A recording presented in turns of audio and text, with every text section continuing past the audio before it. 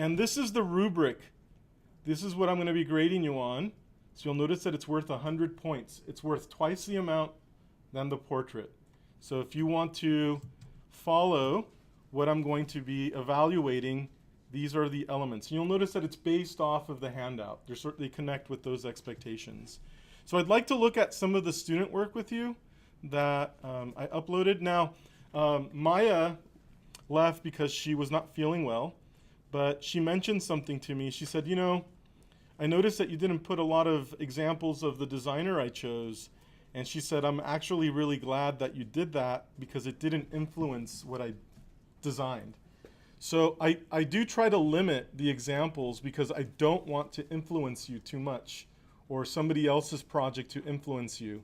So I also want to mention that these are not always the best examples. Okay, I don't necessarily think that this is the best project ever, but it gives you an idea of where it could go.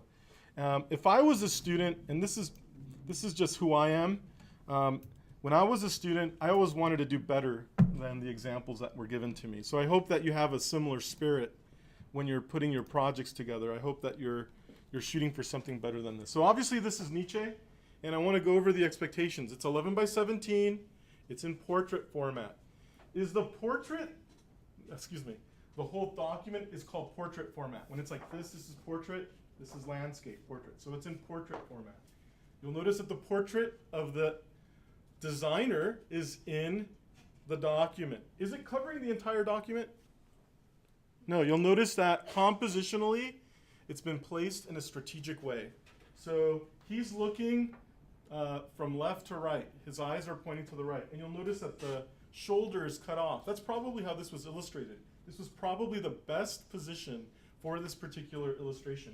And so what I'm getting at is that sometimes the way that the photo is drawn or the photo was taken or the illustration was made, it sort of tells you how it should be placed in the document. So it's up to you to figure it out how it should work.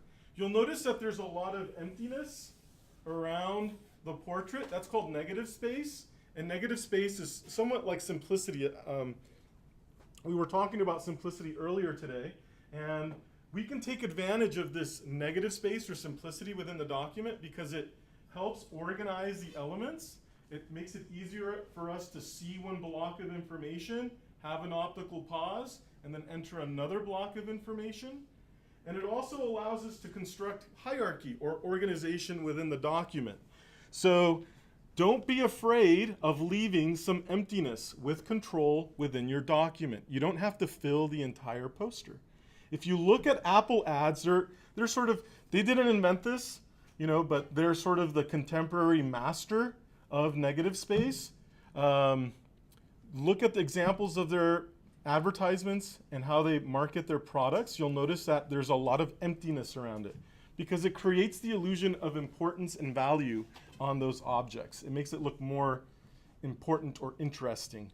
So you'll notice that the title, in this case, I think it's really clever. It's not a title. Remember I said the designer's name in an emphasized way? So you'll notice that they found words that were tied to the designer and extracted their name out of it. So pretty nice device. It's not, I mean, it's kind of a little bit of a cliche, but it still works. Here's the examples of the work, and then you'll notice that there's the paragraph or column of text. So it's a very small block, okay? Here's another Nietzsche. So Nietzsche has been pretty popular lately. In this case, it's the wrong orientation. It was at that time when I gave this assignment, this poster assignment, I said, well, let's just see where it goes. And I didn't like the horizontal ones, so that's why I'm making them portrait. I think it's a better composition.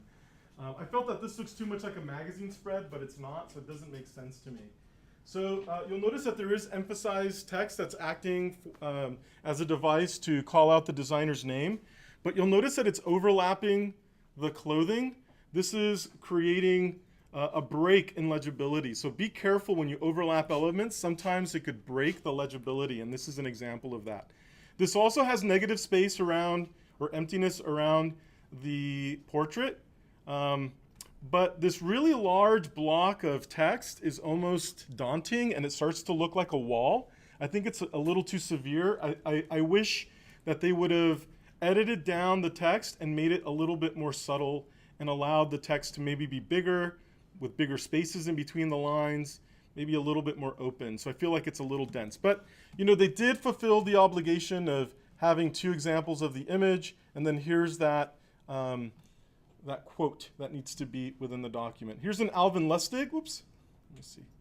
Here's an Alvin Lustig. We talked about Alvin Lustig in our presentations a little bit. I think it's a lovely design. This is pretty much, if it was vertical instead of horizontal, I would think it's one of the better examples that I have, but I think it's very successful. It's really clever and borrows from his design language very effectively in the composition. Okay, here's one that's more expressive and very playful with the text, and I'm really happy that I have this example because you'll notice that it's a little experimental and it necessarily isn't legible. Remember, it's fun, playful, take some risks, be experimental, and let's see where it goes. You're going to come up with something really clever and fun. Okay? And then here's another mid-century designer. And this one's breaking all sorts of rules. You know, text on the wrong angle, moving throughout the composition. I love the examples of his work. I think she did a really lovely job with this. Here's a Milton Glaser.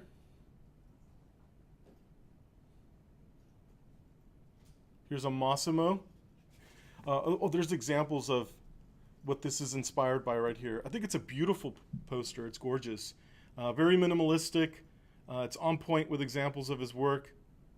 I love how the negative space and the silhouette of his clothing acts as a container for the quote. That worked out very effectively. It's a very beautiful presentation. So I'm not giving you a whole lot of examples, but I'm hoping that you can extract the expectations by looking at these.